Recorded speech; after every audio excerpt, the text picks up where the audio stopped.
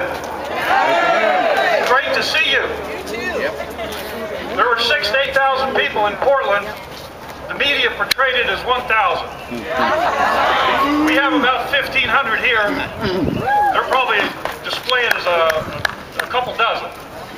Now take a picture of the first row. Where are the statesmen? Right here. True statesmen have never supported socialism or communism. Why is that? Because communism has failed every time it is tried. It failed when the Pilgrims, fresh off the Mayflower, tried it.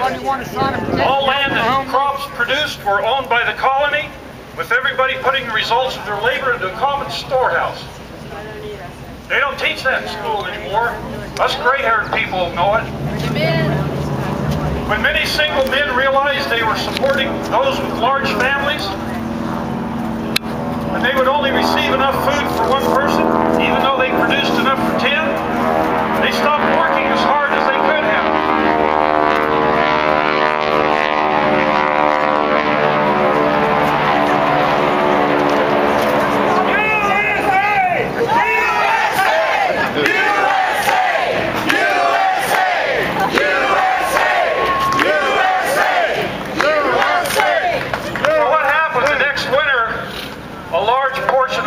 Starved to death. Governor Bradford was our first statesman when he recognized that to save the colony, every person had to be given the incentive to work hard, to save, and to keep what they each earned. Right on.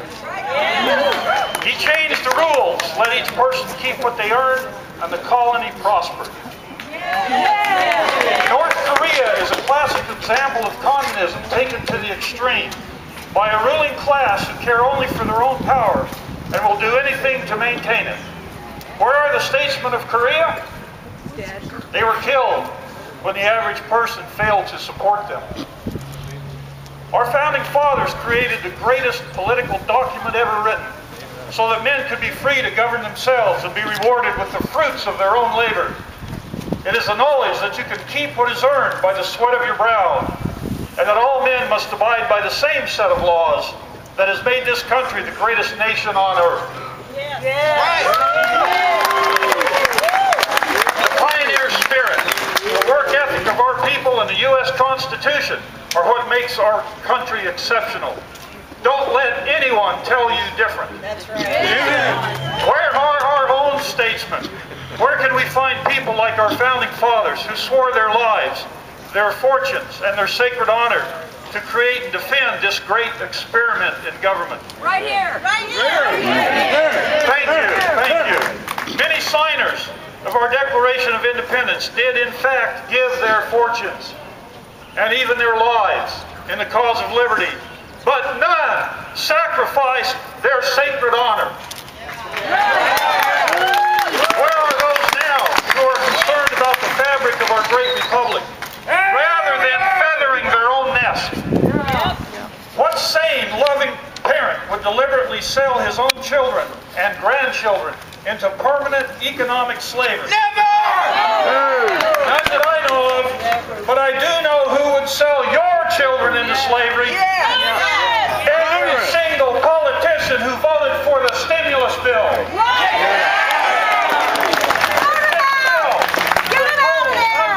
Mandate cost of runaway government programs like Social Security, Medicare, and Medicaid add up to over $102 trillion. That means that every child or grandchild is now born with a personal debt to our tax and spend politicians of over $367,000. Where is the outrage when a politician lies, then thumps his nose at the little people Right here. when caught? Well, I exaggerate, you say. How about the mayor of Portland or the governor of Illinois? Two of the most recent examples. Amen. Why do politicians try to divide the people in competing groups, stirring up hatred of the other? Rhetorical question. Why do many politicians prefer to see people on some form of welfare rather than working? They can create a permanent pool of serfs who will lick the hand that keeps them in chains. I believe we would almost be better served by a random selection of names out of the phone book.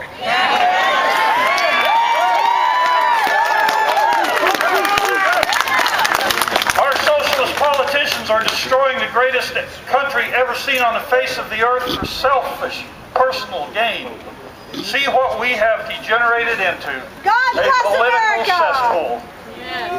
Shame on them all. God help America. I am absolutely tired of the constant political posturing from all sides of my government. There is so much pandering, graft, and corruption going on, it makes me sick. I have reached my limit. There are some good elected officials, but way too many of them are only concerned about the next election. We must stop creating a new class of American royalty whose only goal is to be on the government payroll for the rest of their lives. Living by special rules, getting special benefits and special treatment supplied by us, the working stiffs, who they think are too stupid to catch on. We're not. We must find people willing to serve for a short time and return to normal life. We must have men and women who don't have to think about integrity, honor, and sacrifice because it is in their nature. I am asking each of you to step forward, step up to the plate, and become those statesmen we need.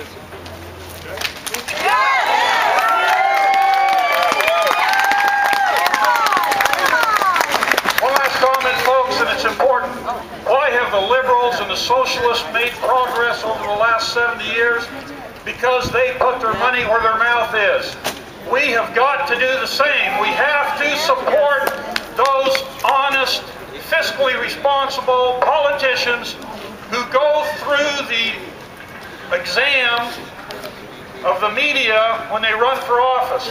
We have to support them, folks. That's right. Thank you.